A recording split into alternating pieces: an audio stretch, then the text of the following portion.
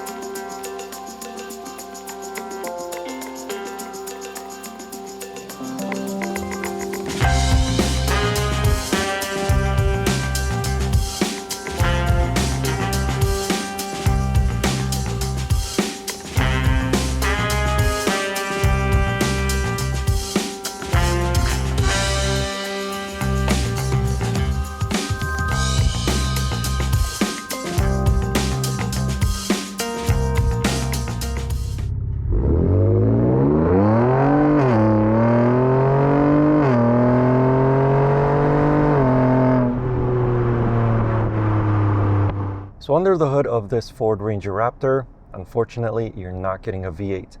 And you're not even getting the 3.5 liter V6 that's under the hood of the F-150 Raptor.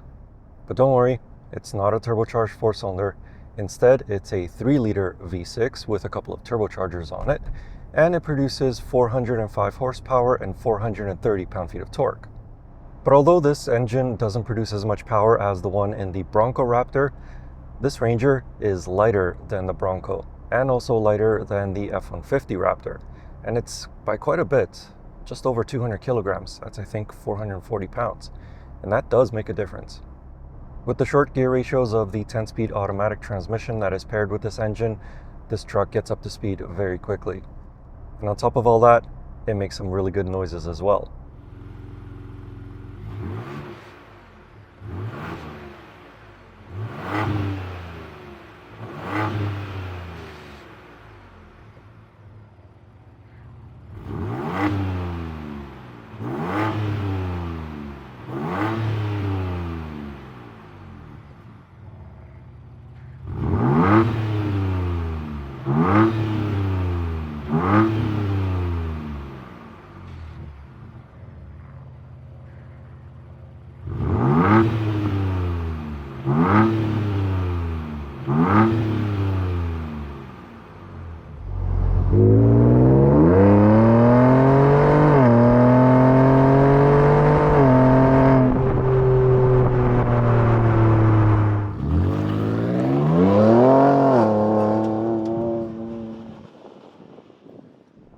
Fuel economy with this Ranger Raptor is not too bad, but that's relatively speaking. Compared to the F-150 Raptor that I previously reviewed, it is of course better, but compared to other trucks of this size, it is not good.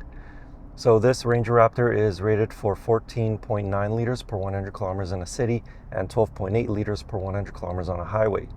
Currently, I'm averaging 13.8 liters per 100 kilometers.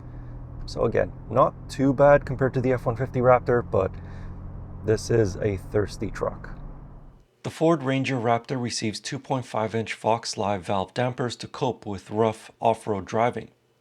In addition to the 33-inch off-road tires, the Ranger Raptor has 10.7 inches of ground clearance, an approach angle of 33 degrees, a departure angle of 26.4 degrees, and a breakover angle of 24.2 degrees. The overall width of the truck is wider to accommodate the new shocks and bigger tires, but it's almost 7 inches narrower than the F-150 Raptor. Not only does it make it a bit more maneuverable on city streets, but it's also less cumbersome on off-road trails. Being a Raptor, this truck is equipped with front and rear locking differentials and a few different drive modes to choose from. The rear differential can be locked even if the truck is in two-wheel drive mode, but the front differential can only be locked when it is in 4-low, which is totally fine. Over the rough stuff, all of the changes to this truck in making the Raptor pay dividends. Driving through mud ruts is an absolute breeze. The Fox Live valve dampers are at their softest setting in Baja mode, which absorb anything you drive over, or through. On paved roads, the truck doesn't have the same responsiveness as the regular Ranger, but that's mostly due to the off-road tires. Otherwise, the dampers keep body roll in check, the steering is light, and for the most part, the truck feels settled when driving over potholes midway through a corner. But being an off-road focused truck, the 2024 Ford Ranger Raptor doesn't have the same payload and towing capabilities as the regular Ford Ranger. It can tow up to 5,510 pounds and carry up to 1,411 pounds. The cargo box is the same as the standard Ranger, with it being 5 feet in length and about 4 feet wide at the wheel wells. It has a damp tailgate with a ruler built into the edge of it, there are tie-down points at each corner, and there are power outlets on the left side.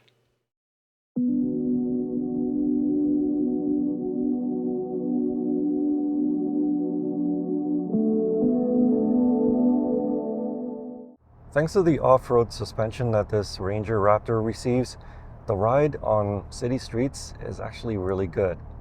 You almost don't need to swerve to avoid really big potholes or to slow down all that much to go over a speed bump. The suspension copes with bumps very, very well. Additionally, these seats that the Ranger Raptor receives are very comfortable. They have plenty of support and padding. They're also wide enough for a wide range of body types. The only thing is, the leather on them can be a little bit more taut. The interior of the Ford Ranger Raptor looks the same as a standard Ranger, but with lashings of red accents everywhere that you look. There's red stitching on the steering wheel along with a Raptor decal at the very bottom. The air vents have red surrounding them, and of course the seats have red stitching along with a few red accents as well, and Raptor written right on them. But otherwise, the rest of this interior looks exactly the same as the Ford Ranger that I reviewed earlier this year. It has a giant tablet-style infotainment touchscreen with Sync 4 infotainment system. It does support wireless Apple CarPlay and wireless Android Auto.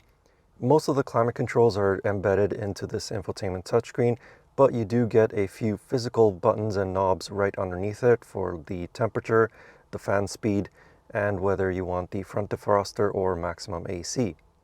The materials in this cabin are okay for the most part, but there are a few places that do feel a little bit cheap. For example, in the F-150 Raptor, you get real carbon fiber trim. In this one, you get plastic that looks like carbon fiber on the dashboard. There is also quite a bit more plastic on the center console and surrounding the infotainment touchscreen, but you do get this fake feeling soft suede on the upper portion of the door panels and also the dashboard. Also, the padding on the door panel armrest and the center console armrest is very soft, so it didn't feel like as though my elbows were feeling numb after just 10 minutes. In terms of space, up here in the front seats for my 6'4" height, there's plenty of legroom and plenty of headroom.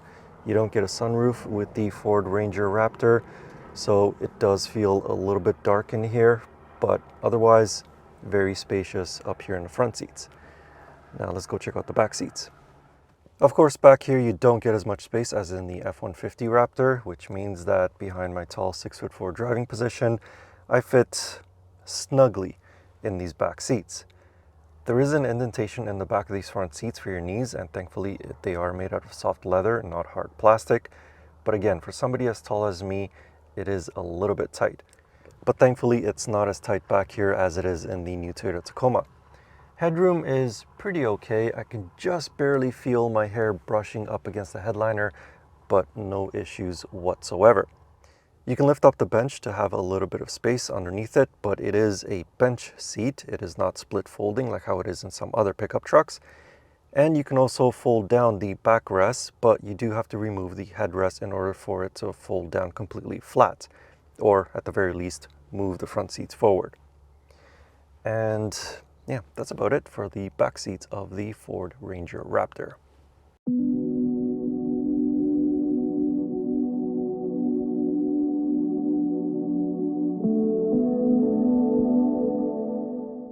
The 2024 Ford Ranger Raptor is, predictably, the least expensive vehicle of the Raptor family.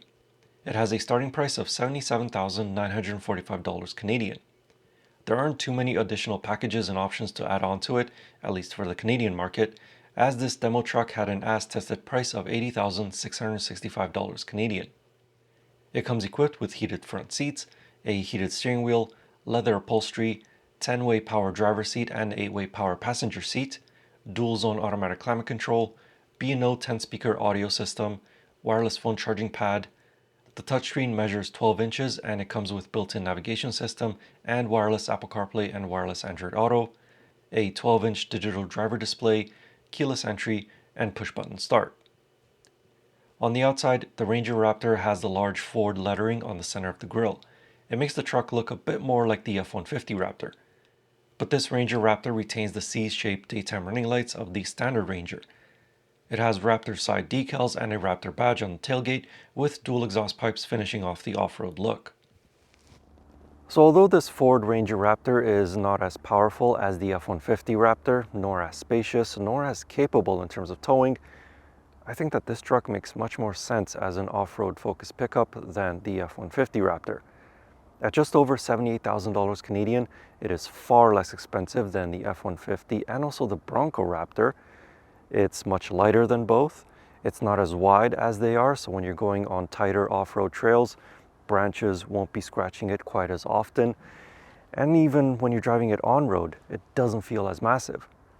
So just under $78,000 for a 400 horsepower off-road ready pickup truck, I'd say that's a bargain. Relatively speaking, that is. I mean, it still is a lot of money. Anyway, if you'd like to know more about this 2024 Ford Ranger Raptor, I have a more detailed written review of it over on my website.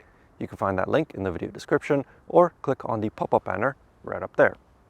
And as always, I will see you in the next car, truck, or most likely it'll be an SUV next time.